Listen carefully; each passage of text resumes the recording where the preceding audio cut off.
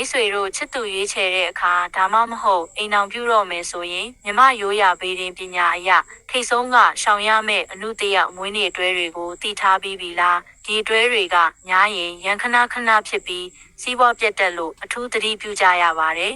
ပထမဆုံးအတွဲကတော့တနင်္ဂနွေနဲ့ကြာသာပေးအတွဲပါမီးနဲ့မြေပြင်းထန်စွာတိုက်ဆိုင်လို့မာနပြိုင်ပြီးအလျှော့မပေးတတ်ကြပါဘူးဒုတိယအတွဲကတနင်္လာနဲ့စနေပါအိမ်အောင်ရေးမှာတောကများပြီးစီးပွားရေးအတက်အကျအရန်ကျန်းတတ်ပါတယ်တတိယအတွဲကတော့အင်္ဂါနဲ့ရာဟုသို့မဟုတ်ဗုဒ္ဓဟူးအတွဲပါလေနဲ့မီးပေါင်းဆက်သလိုမှုစကားများရန်ဖြစ်လွယ်ပြီးအိမ်အောင်ရေးတာယာမှုကင်းမဲ့တတ်ပါတယ်